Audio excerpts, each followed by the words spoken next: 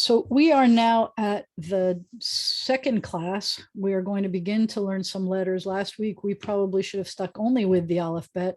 And I wanted to show you some of the cool things that I have posted on here. I think that you're going to be really happy if you haven't already taken a look at what's on the new site. So if you go to, I'm going to show you how to get here again. If you hover on, even on the home page, wherever you are, and the homepage may change its information every once in a while, but during the time that we're going to be teaching this class, at least currently, as of right now, this is what we're doing. You go to adult education. It's really hard to see that it says registered students over here, but you could just click on that, where you can go to adult education. And then in red letters, it says, click here for resource pages. And it showed you the Zoom link, which you obviously got to either from the email or from here. You don't have to always go to that email. You can get it from here. And then you're going to click here for the Hebrew from Day One site. And I now have this broken down to a few pages. You're not going to see this thing on your screen that says start editing. That's for me to be able to edit the website. You can find all of the Hebrew from Day One stuff on the Hebrew doc page. Hold on one second. Someone was trying to get in. Passcode. Oops. Oh yeah, I forgot. I can't do that. I'm so sorry.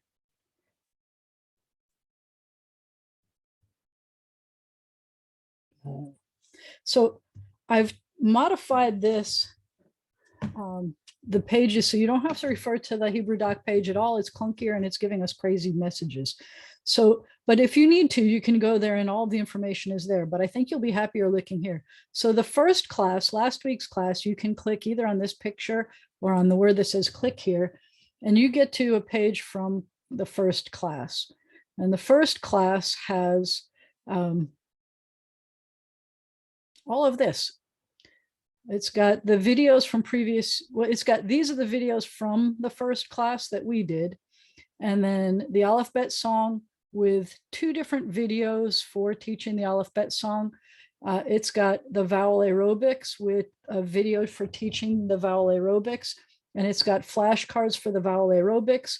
I explained that I do not want you to try to learn the whole alphabet in one sitting. I don't expect that at all. In fact, all I wanted was for you to hear the alphabet song after the first class. And then I do want you to learn the vowels. So I wanted to show you, though, that I do have these sites that I had started to create for the kids on Zoom last year. And this is the introductory information that we have for about the alphabet. There are no capital letters in Hebrew. It goes from right to left. There's no capital letters. There are different kinds of writing styles we talked about in different fonts. I have a million pages here of different alphabet files. That's what I was talking about. And this, if you click on this, it gets you to that adorable file that shows you the how to write each letter. So it's a fun thing, and I'm going to connect that in our links as well once we're learning. But anyway, I just wanted to show you that that was here. And then we come back to, and by the way, since this is all still work in progress, you are very welcome to let me know that you wished that instead of opening up a brand new page, you wished that it was open in the same page and then you could just click the back arrow, or you wish that you didn't have to click the back arrow, that it was in a new page so you could look at 2 things at once. All of that is tweakable. I just need to know how we're using it. And then the vowels page. But I think that the vowels page includes all of the information that we already have here. That's already, except maybe the Quizlets. I don't remember if I put the Quizlets. Let's check. So all of that you can get to. I had to use their templates. It felt a little ridiculous to be in the sky, but all of that is here. Also, if you click on the pictures, you will get to a big version of it. So we're going to start, we should start every single lesson with an alphabet song, and you should try to practice the alphabet song a few times.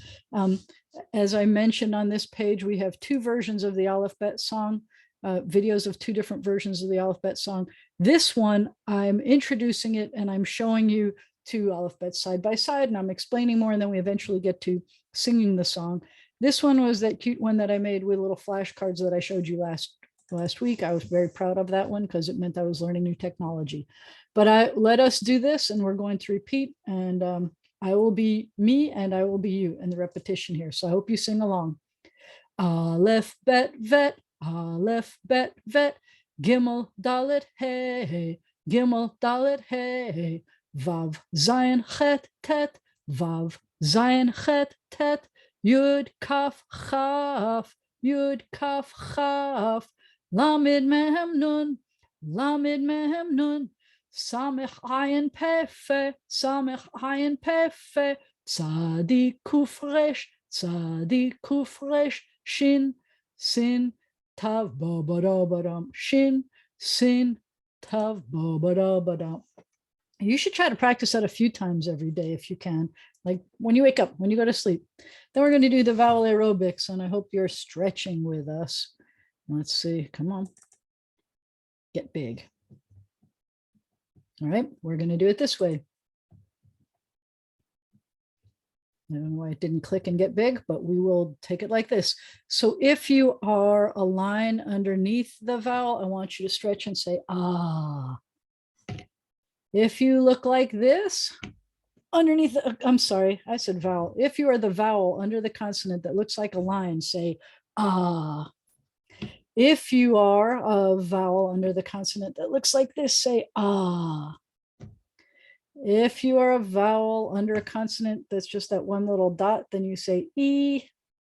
If you are the vowel under the consonant that has the dot with a yud next to it with a y sound, then I want you to go E.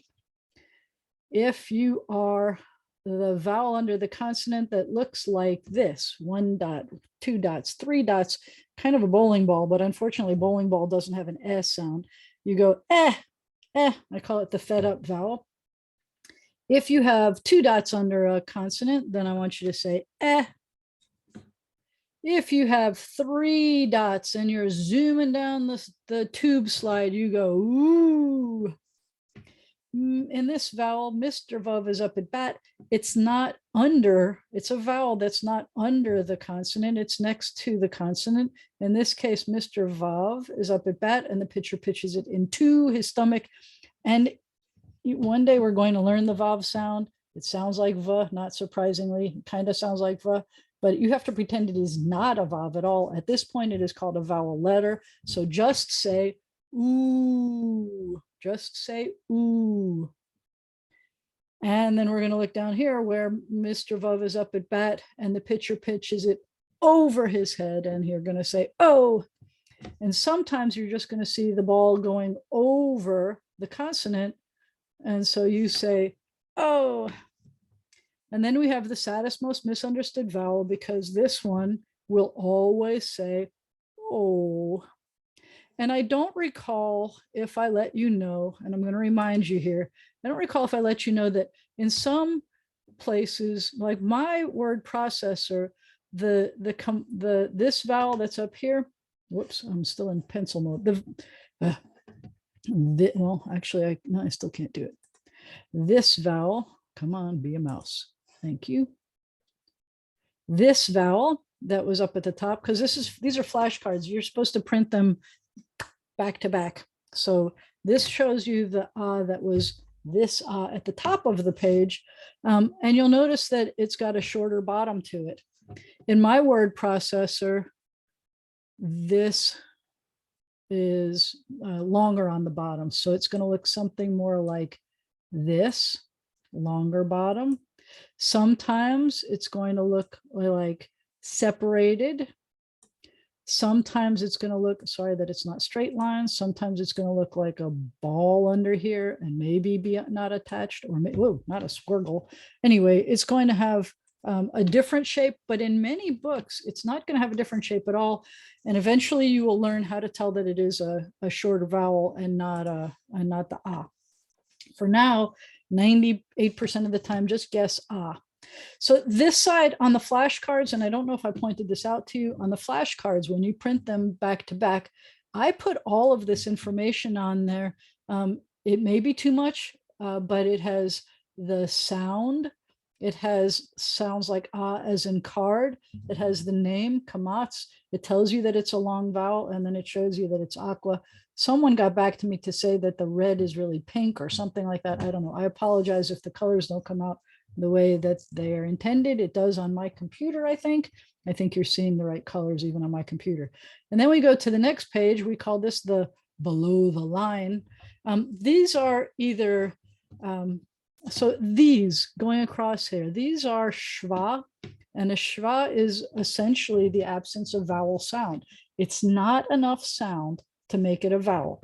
So we have two kinds of shva. One is a resting shva.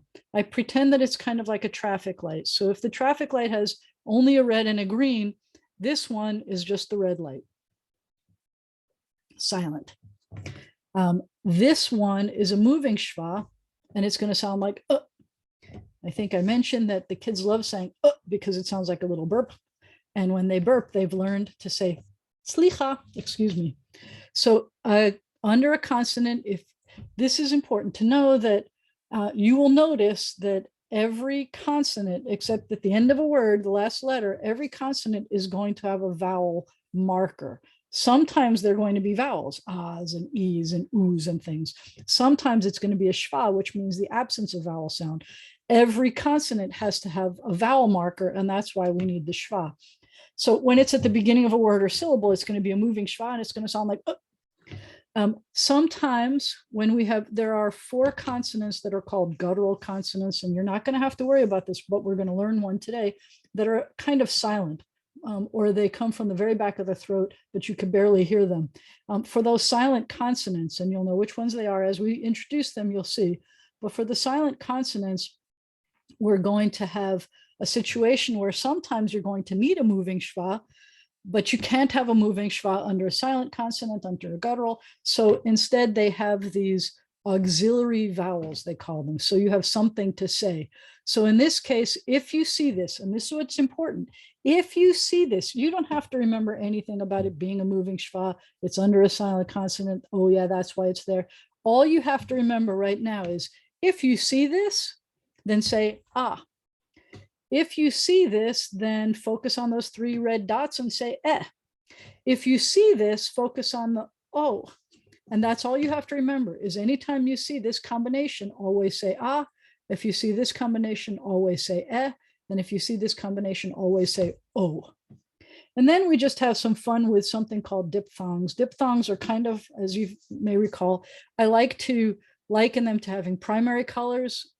If you mix a red and a yellow and you get orange, then you have a somewhat of a clue what it's like to have diphthongs. Diphthongs are when you combine vowel sounds. So the only vowel sounds that exist are a, e, I, o, u, which I would write as always. Let's see if this will work. A, e, o, u. Some people might be surprised that the I by itself is an E, but a, e, o, u are the vowel sounds. And in order for us to get any other kind of sound, we have to combine these, the a, e, o, u. And they're in every language. So when we take this one, we are combining this, sorry. When we're do this one, we're combining, I'm gonna make it smaller so I'm not taking up the whole thing. This one is O, the one that's going over, plus it's the E. That's what the yud is representing here, is an E. So O and E, if you say oi, then you get to oi. That's how you would make an oi. And if we have this one where we've got, nope, I'm going to make it smaller again so you could see what we're doing here. It just feels random where they put this. If you have an A plus an E, that's how you make I. That's the only way to make I. That's kind of surprising to a lot of people. People think of the vowels, especially like a capital letter I, as being kind of like a primary color. It is not. If you were to say it in slow motion, it's a good way to figure out if it's a diphthong or not, if it's made of 2 vowels. But if you say You'll notice that I is not a primary vowel, it's a diphthong. So this is how we make the sound I. And then we're going to, the last diphthong was this one. Let me see if I start lower. Will it do this? Nope. A little bit better. This one is combining plus E, and we get a. So this is how we will always have a. Always. Those are our diphthongs, and those are just fun. You're not going to have to worry about those most of the time. I'm clearing all my drawings. And I am going to go back and help out students who may have studied like I did a long time ago and have either Ashkenazic background or Ashkephardic background, I call it, because some people know some Sephardic pronunciation, which is the modern Israeli pronunciation. Some people have Ashkenazic pronunciation. If your families came from a country where Yiddish might have been spoken, then you would, and you would say this one always is O. And I'm recommending that you say it as ah, but if you need to, if you learned it the other way, then do it. You might say, I learned this one as I, like a short I, but in modern Israel, they won't pronounce it as a short I anymore. They'll pronounce them both as E. If you were learning Ashkenazic pronunciation, this one would have always been an A and this one an E, but in modern Israeli pronunciation, they are both E. These two have always both been U, and these are O. And what happens is that languages often evolve, and often languages will become simpler. They'll be, and that's what's happened here. If we've lost some vowel sounds, it's because the language is becoming simpler. So now that we've practiced our vowels, we go to, I'm going back to the B'nai Zion Hebrew from Day One main page, and that was a review of last week. And then we go to the lesson one page. Are we ready to learn lesson one? Yes. So you don't have to go to the Hebrew doc page for all of this. I've put everything that you need on this page. If you click here, you will get the complete chapter as if we were printing out a book. At the end of today, you will be able to read all of these words, which is only 2 words. I start each chapter with what the words are in black and what the words are in outline form, because some people learn better if they, like when I make you do a kinesthetic learning of the vowels, if you color them in or something, you can take a sheet protector, print it out, take a sheet protector and use a wipe off marker, and you could color this in over and over again. We can color the letters that we learn as we go through. You'll see I've got some of those, but whatever it is that it takes for you to be able to learn the letters. So I'm going to show you some things that have nothing to do with the consonants and vowels. You'll see these, we'll know all of these. This teeny guy here, that's just telling you that we are at chapter 1, verse 1. This is telling you which verse we're on. This letter represents the number. And we have some things you may notice. Let's go through these vowels. You may notice that this vowel is at the beginning of a word, so it's going to sound like and this one sounds like eh. And this one is made up of a dot with a yud bending down, so that's E. And this one is ah, and this one is ah. But you may also notice that we've got this squiggle, which is not a vowel. It's not on any of those pages, and this squiggle, which is not a vowel. And those are trope marks. And we're not going to worry about trope marks yet. All we have are 2 words, and those trope marks kind of don't mean much to us at this very second. But I will explain it again next time. Trope marks do 3 things. They kind of keep things phrased together.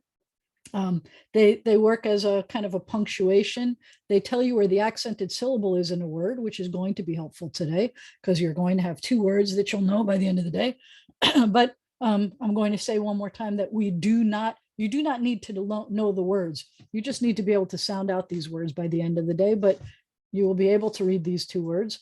And then the last thing is that they tell you the melody that you're supposed to chant if you were chanting it in a public situation. But we're not worrying about that today. We're just going to worry about being able to read all these letters. We're going to start with this first letter. The first letter is this, and I recommend, if you can, and I was planning to, hold on, I meant to do this. I meant to Oh, never mind. Wait. Stay co-host. Okay. Okay, no audio.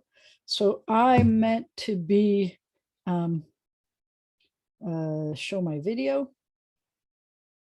and I meant to share this screen. Well, I'll tell you what, let's try it like this first. Let's just try it like this, and I will come out of here for now. And if we need to, it worked really well last time, but I think we have enough space over here for me to draw on here for you.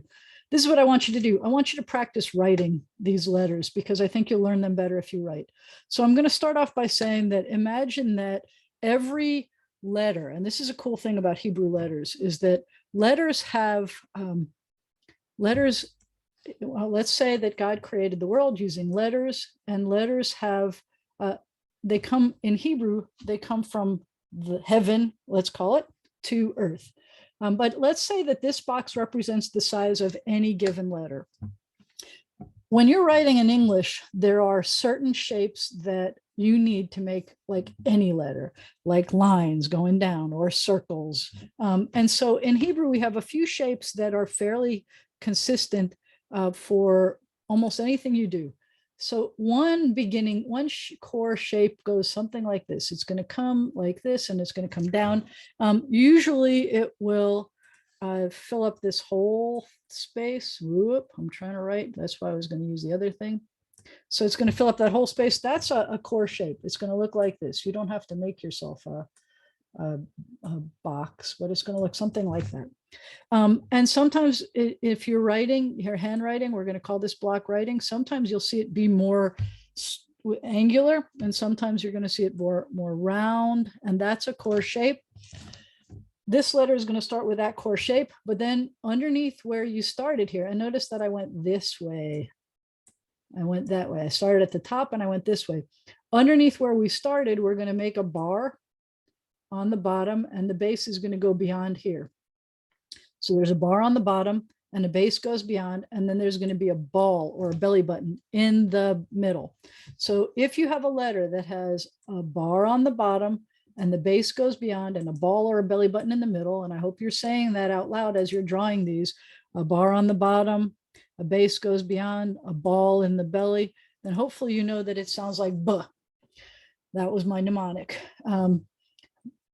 And all you need to know is that it sounds like buh. You do not need to know what it's called, but you kind of already do. It's a bet. It's the first letter in the Torah. I've got to take all these guys away, all the picture. They're going to be distracting. And the next thing you're going to do is take a look at how to sound it out. So this is the letter bet with all the possible vowels there can be. This is the letter bet that shows, well, it doesn't have the diphthongs, but the core vowels.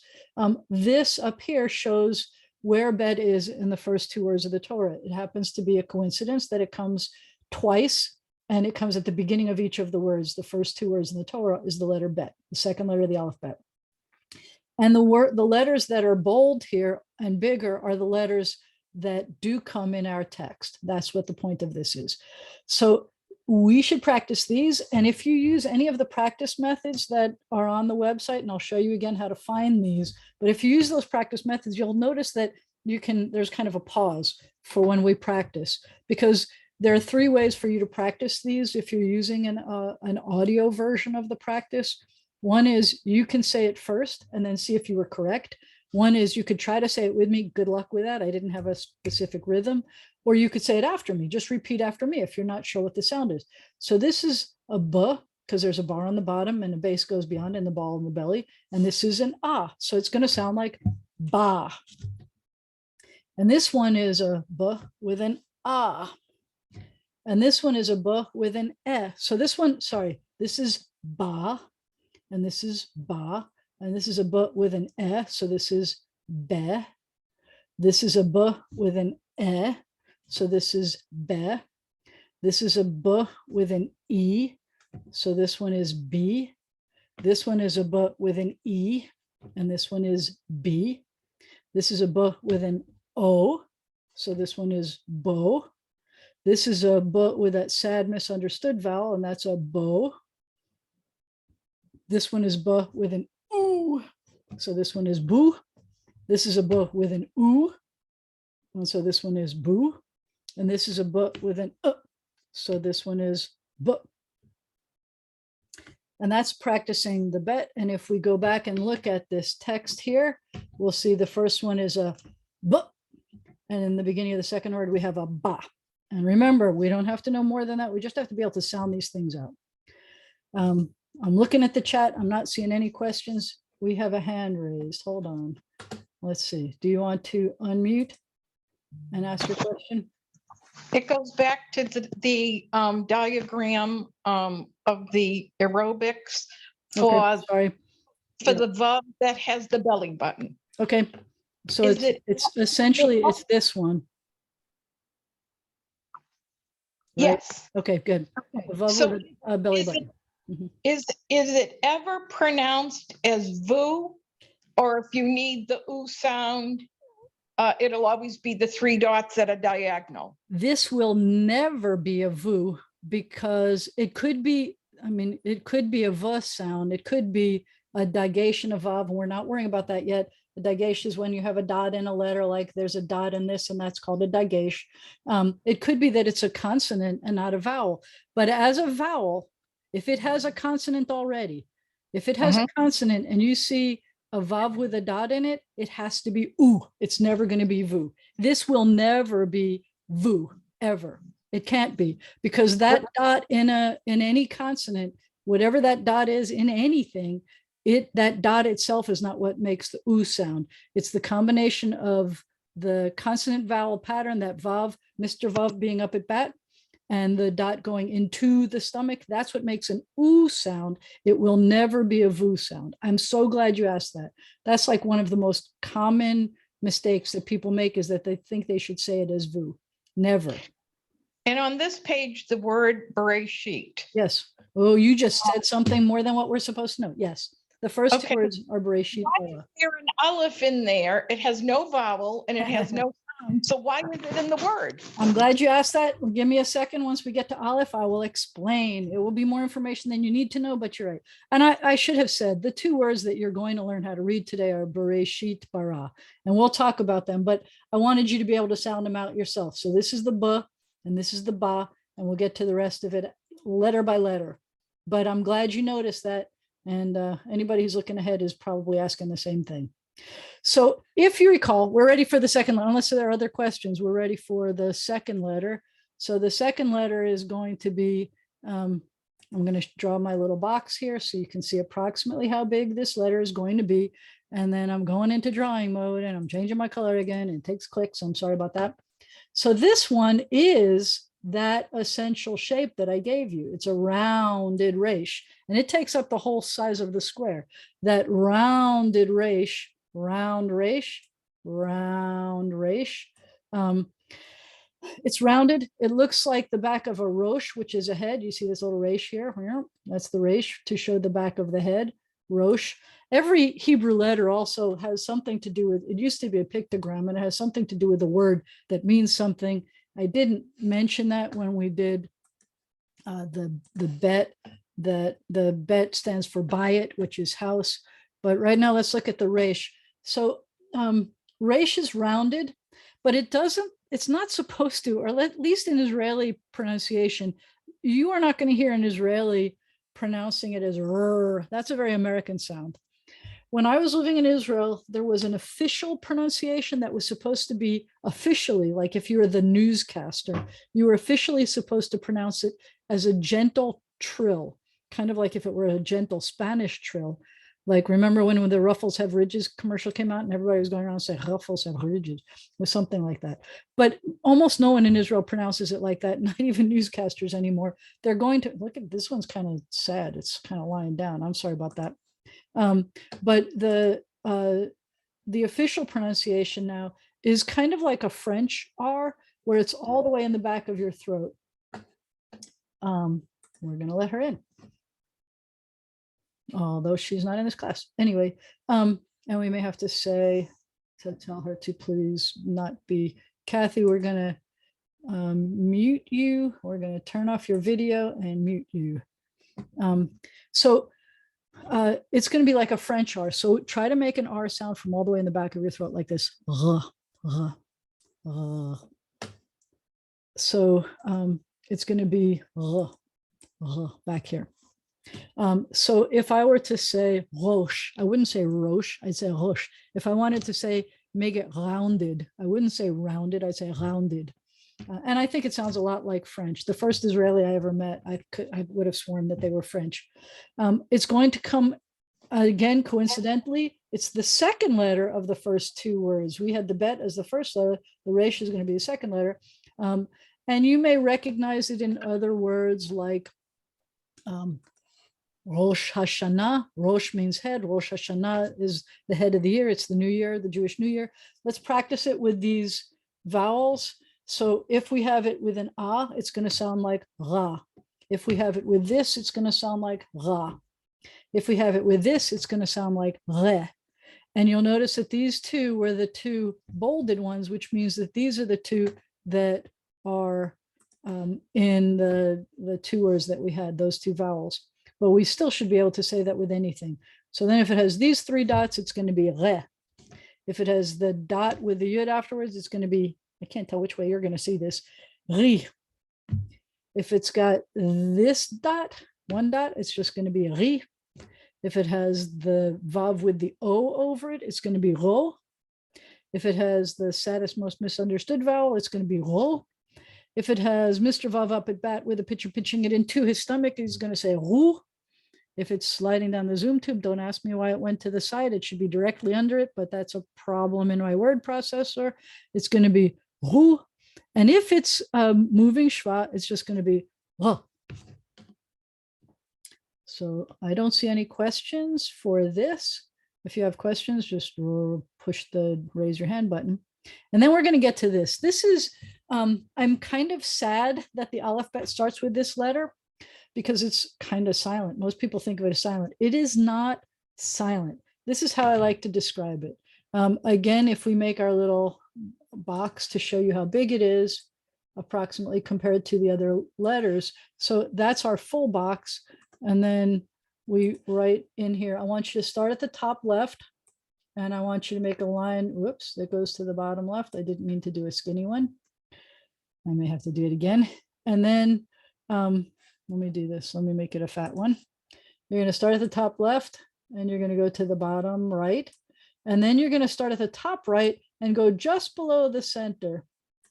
And then you're going to start just above the center, and you're going to go down. And that's an Aleph. And I want you to notice something. There's a cool mystical tradition that says that in writing, especially imagine a Torah scroll, in writing, the part that you see, the dark part, is just as important as the space that it's written on. We'll call it the white part. And because without that white part, you wouldn't be able to see it. And so imagine then that you look at the, imagine that you're looking at which way, so the parts are facing. So this, I want you to notice, is facing, I'm going to make little arrows here. This is facing in all directions.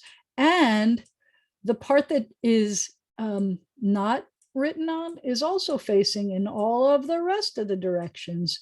And the cool thing about that is, so I want you to imagine that you are open, or your mouth is open in all directions. That's kind of the sound that the Aleph makes.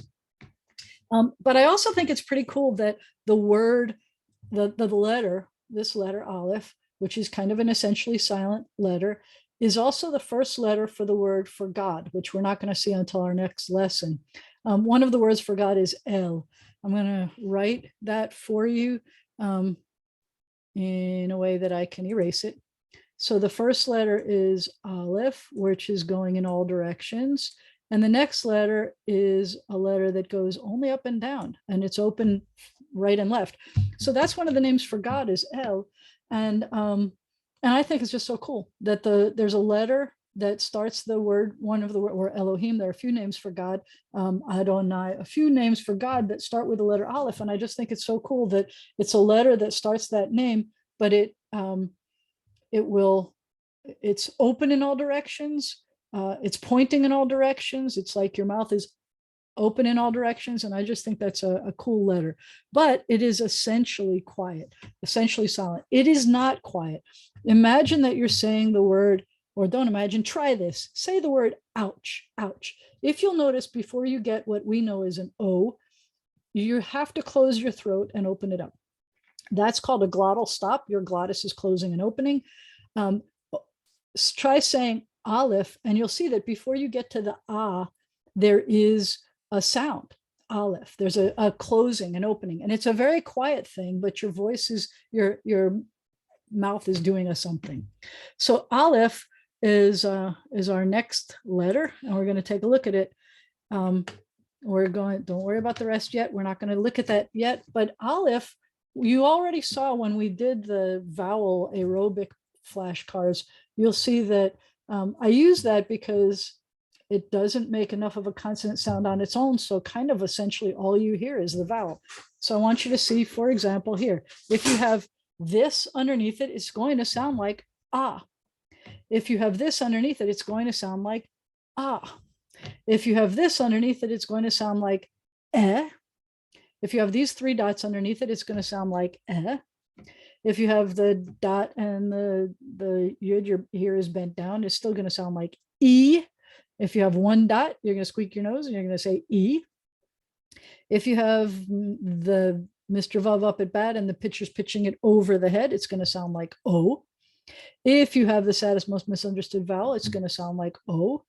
If the pitcher's pitching it into your belly, you're going to say oo. If you're sliding down the Zoom slide and the vowel's behaving better, it's almost centered, it's going to go ooh.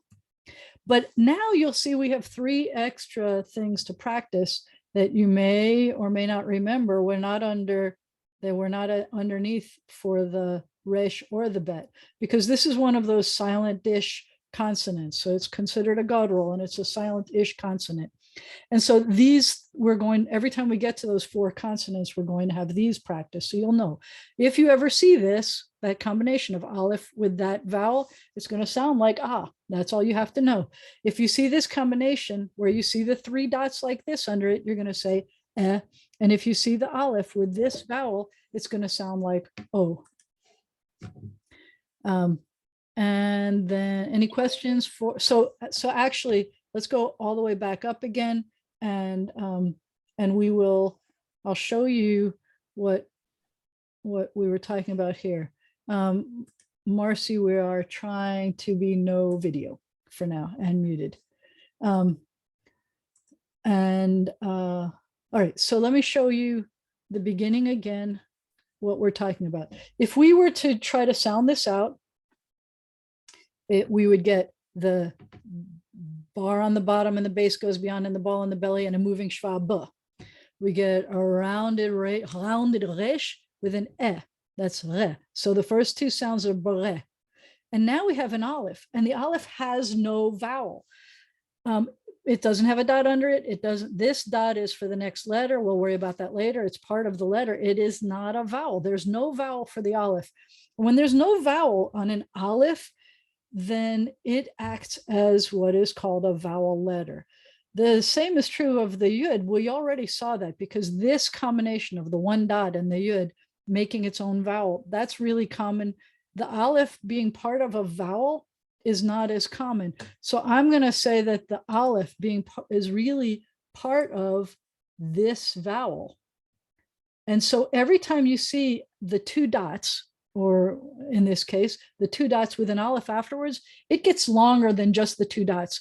I don't know anyone, even Israelis, who would not pronounce that as bore and make it more like an A, make it more like our diphthong, as if this were a yud, because you just made that eh longer. So everybody would pronounce this as bore, and this is not a consonant on its own. It's really part of this vowel. Weird, but true. And in this word, whoops, you can't see it. I'm not spotlighting for you. So in this word, bore, it becomes part of this vowel with the eh, and it becomes bore. In this word, we have the bar on the bottom and the base goes beyond and the ball in the belly and the ah, ba, and a rounded resh with an ah, bara. And now we have an Aleph at the end. When an Aleph at the end, it's not just mostly silent, it's essentially silent. It's silent at the end of that word too. So we now have bare and then the rest of it and bara. There's something very cool about the fact that the first two words of the Torah start with the same exact three letters. The word bara, you now have a whole word. And I told you, you don't have to remember this, but these are really cool insights I think you're going to love to know from the creation story.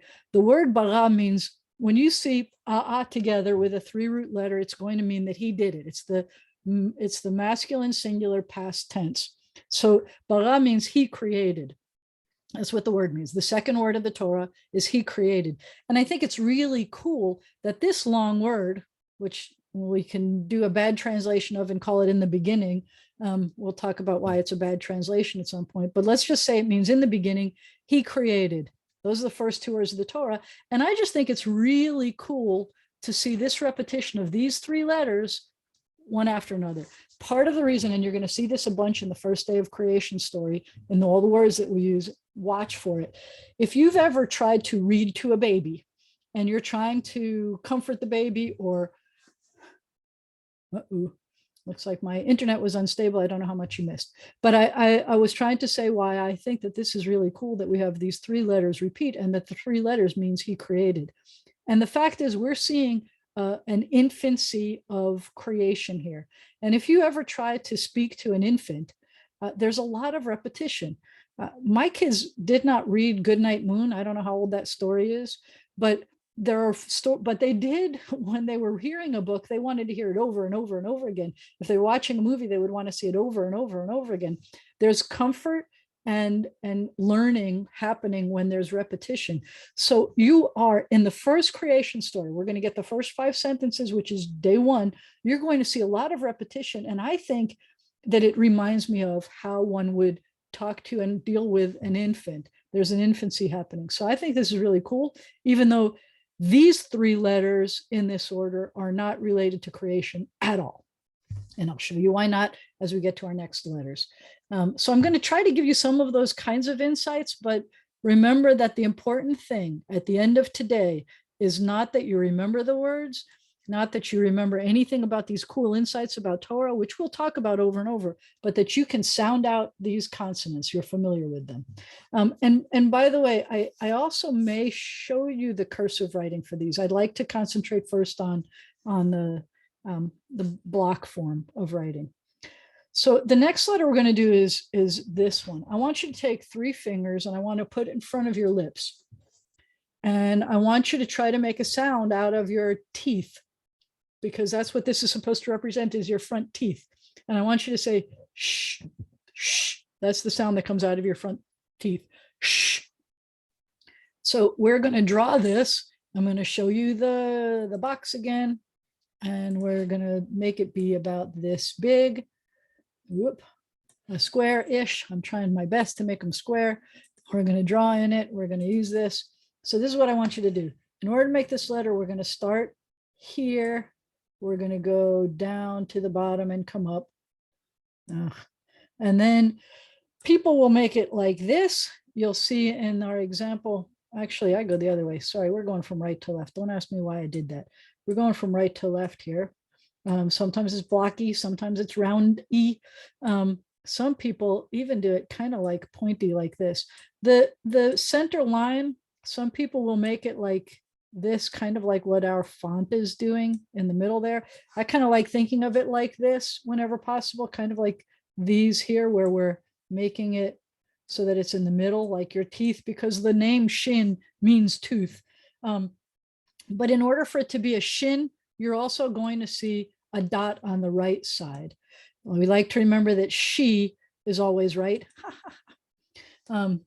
Or the right part of sunshine. When I was learning, that's what my teacher told me. And it's kind of crazy. I know that to some extent you're thinking in English and Hebrew, which is a terrible thing, to say she is always right and then try to sound out the Hebrew. But sometimes it helps. The mnemonic devices hopefully are helping. So the shev, the sh, the shin will sound like a sh. In English, we're not used to one letter representing two. We think of the S and the H kind of like like what we were calling diphthongs before for vowels. We think of an SH combination. If you're studying French, it might be CI combination. But in Hebrew, the sh is its own consonant.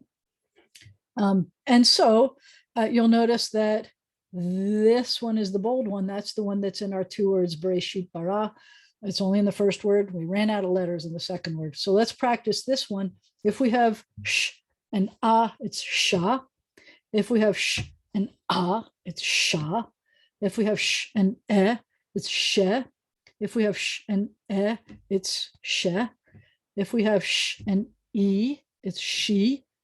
And remember here that this consonant, which I'm going to tell you is a yud, and you have not learned the yud yet, you don't have to know about yud, but that it kind of represents the e sound here also, that we have she, and it's part of this vowel, just like we had learned that the aleph in that first word is part of the vowel. And then we have the sh with one dot e, she. We have the sh with the pitcher pitching it over his head, and we say sho. We have the saddest misunderstood O vowel. We have show. We have the shin with the going into Mr. Vav is shu. We have the zooming down the tube slide, shu. And then we have the moving shva. So it's going to sound like sh. So we've got the sh sound. The last consonant that we're going to learn, the one that comes at the end of the first word here, we're going to take our box again. Sorry about that. I bumped into something. We're going to make our box. We're going to take that very first shape that we've been learning. We've used it a few times already. We're going to go this way and make that. This time we're going to come here. I'm leaving a teeny little thing dangling over, but we're going to attach it at the top, and there's going to be a tail or a toe at the bottom left. Attached at the top left with a tail or a toe at the bottom left, and it sounds like t. It's the last letter of the alphabet. It's called tav, but it's the last letter of the alphabet, and it's the last letter in our first word of the Torah in the creation story. And so we're going to, and some people will, as you know, some people may make that first thing a little rounder, some people may make it a little bit boxier, but as long, you need to have, it doesn't have to be that long, but you need to have a tail or a toe at the bottom left, and it needs to be attached up at the top. Attached here with a tail or a toe at the bottom left here, and then you have a tav, and it sounds like ta. So we are going to go to practicing. Let's just read them through. This one is ta, ta, te, te, ti, ti, to, to, tu, tu, and t. I should let you know that if we're learning this specific consonant, that sometimes you're going to see it with a dot in it. Ashkenazic pronunciation would have said that without the dot, it was pronounced either th, like a th sound, which is why you have congregations like Beth El, or cities named Beth El, where modern Israeli pronunciation would pronounce it Beit El. Or sometimes you'd have it with a s, and most people in more modern pronunciations have a s sound, so it would be like bes instead of bet. But in modern Israeli pronunciation, we will always do the, I got to take that out. We will always have the t sound, whether it has a dot in it or not. And then I was going to show you, we're going to practice some words, and then I'll show you some other things we have for practicing. And actually, maybe before we get to these words, let me just show you a cool thing that we have, if it goes fast enough. So these letters, each, if you click on any of these letters, whoop, I don't know why it says update that content. We're not supposed to say that. These consonants will, if you click on it, you'll get to a page like this, and this is connected to the Hebrew Doc site. So my antivirus is going crazy, but please ignore it. There's nothing dangerous on this page. I made it, but I made it in the 90s. So it's kind of what they call legacy software that created this stuff. So it's not happy to be using that old software. I've been slowly rebuilding the pages, but anyway, it's This, you see the bar on the bottom, the ball, the base, and that goes behind in a ball in the belly. You see it with the printed form and the cursive form. It sounds like a but. It represents the number 2. It tells you what the mnemonics are. If you do this, you can click on these. If you click on it, now I want to show you something. This is not a kamatz katan. It's not, sorry, it's not the saddest, most misunderstood vowel, even though there's a ball at the bottom. This big version of it is a saddest, most misunderstood vowel. You'll notice that it's a little bit longer base. It's farther away from the bar. But if you, anyway, so, but it's just a different font for these vowels. You'll notice that these vowels have rounded dots. I don't know why my word processor has square dots. That's just weird, but that's what it is. And I'm glad to have the word processor, but you click on it and ba, be, and you can practice these like this. If you click on the purple thing, the maroon thing here, you will be taken to a video lesson where I introduce you to the letter bet. If you click on this, then it takes you to the core part of the learning page that I just showed you. It takes a minute to load. My computer, poor computer, is being asked to do a lot of things. It's going to take you to that kind of a page. And then you've got flashcards that you can print these out on one side on cardstock or on perforated business cardstock. Come on, baby, you can do this. And this is the side that has the consonants. It's dark black, and it's got all the consonants, including the diphthongs. And you print that out, and then you go and you put them in the opposite direction, upside down, you flip it, and this is the second side. And you'll notice that the second side again shows all of it shows you it's a slightly different version of the flashcards than what I just showed you, but it shows you everything you need for trying to remember, and as we colloquially like to say, flash yourself. I also have a color in the version. Every one of your consonants is going to have these kinds of learning pages on it with all of the information you need for the consonant.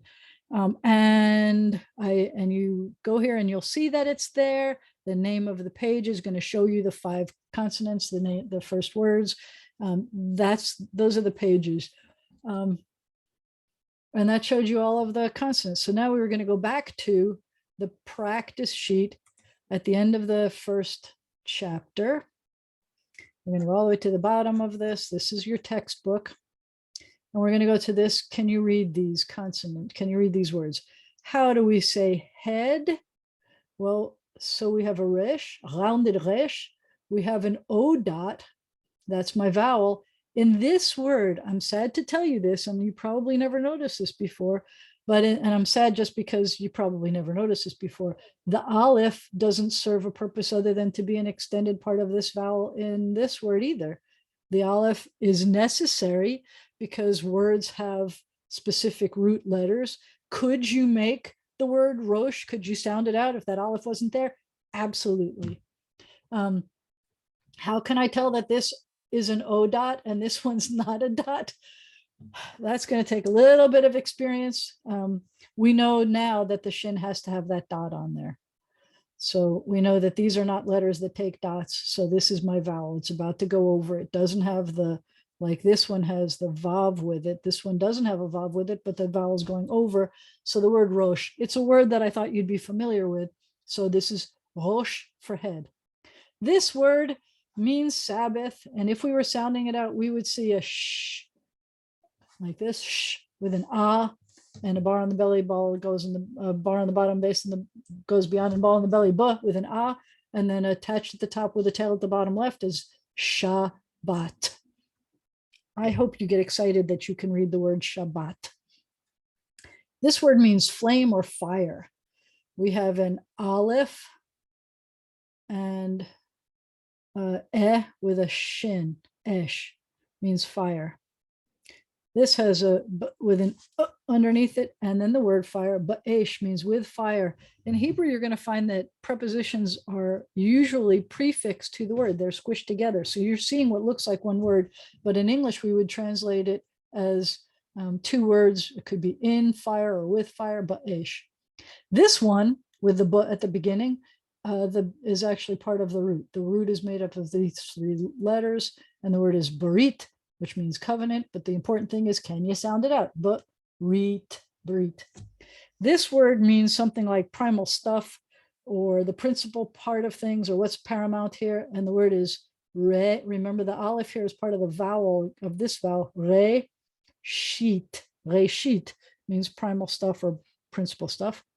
This word means song. And if you were at services on Friday night, you would remember that. This word is sh with an E and a R is shir. Now we're going to take something, we're going to make a suffix at the end of the word, but it's not important knowing the name of, knowing the word, it's just important. Can you sound it out? This is a she, and then a ra, and then a to, shirato. And I'm going to tell you that the accent in Hebrew is almost always at the end of a word. In prayer books, in Torah books, you will be told when it's not. And eventually you might learn the vocabulary well enough to know when it's not. And I can teach you some other tricks to know when it's not. But you'll notice Shabbat, the accent's on the second syllable. Reshit, the accent's on the second, the last, not second, but the end of the word. Shirato, the accent's at the end of the word. Most of these words are one syllable words. And I'm going to tell you something that's going to freak you out. I will tell you that Be'esh is a one syllable word. What? We'll talk about that one day. This is sh with an O and a R. Shor is an or ox or a bullock. This is a B with an O and a R is bor, which means a hole or a pit. This is a tav with an O and a R. That's tor.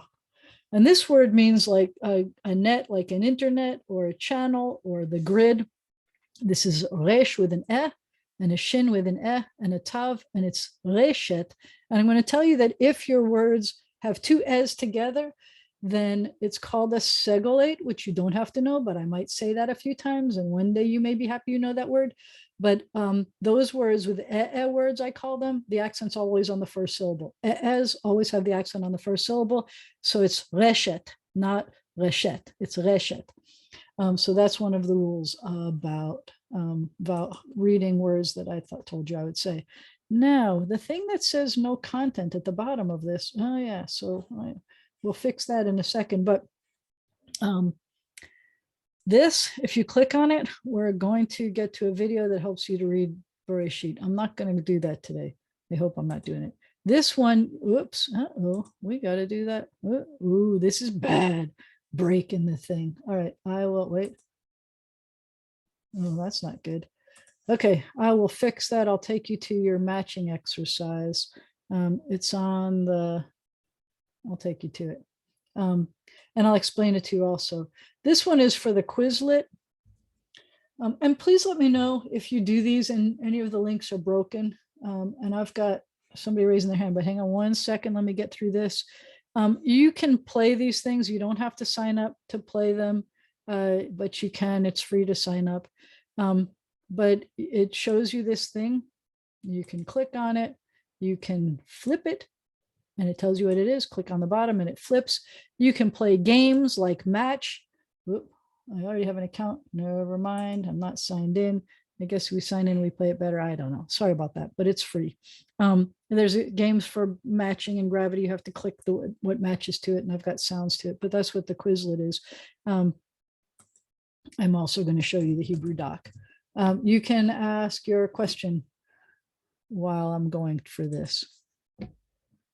With the Tav, that the second line with the Tothia, do you start that line at the very end of where the bar starts? Or When we draw it, you mean? When we Yeah. draw that line? Okay, so let me show you. I would make a tav like this. And if you watch the videos, it's going to always show you, but I would always start here. Attached at the top and then go down. So it's attached at the very end, not just a I would normally, I mean, it's not going to matter. People are going to know what you're saying if you make it with a little bit of a thing over here. Sorry, I thought you were asking about the bottom part. If you're asking about the top, if you made it where it kind of came like this, it's not going to look as much. Sorry, that was terrible. It's not going to look as much like a tav as if you have a little bit dangling over, to be honest. So start it A teeny bit, hair's breadth. a teeny bit in. Yes. Thanks for Okay. asking that. Yep, a teeny bit in. And I will show you why, actually. This is kind of cool. Let me do this. If I make this a spotlight instead, I can do this. Can you see my screen? Yes, I hope so. Yes. All right, thank you. So if you can see my screen, it has words on here, and this word is a bet, and this word is a resh, and this word, I'm sorry, this letter is a bet, this letter is a resh, this is an u, this is an e or an o, and this is what they've done here on this, and I love this, is that Hebrew is a gender-based language. This is just a extra fluff. Hebrew is a gender-based language.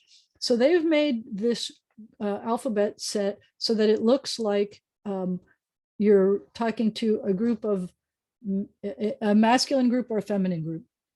This specific consonant at the end, that's why I was talking about what to make it look like. If these two words, if we were talking to women to say welcome, it would say bruchot habaot. If we're talking to men to say welcome or mixed group, you'd say bruchim habaim. And they created a consonant pattern that makes it look like both. And the last thing that I'll fix the links, and you could play with those links after. I'm seeing that time is ended and we have to start our next class. So with your indulgence, I am going to stop the share, and I'm going to stop the recording.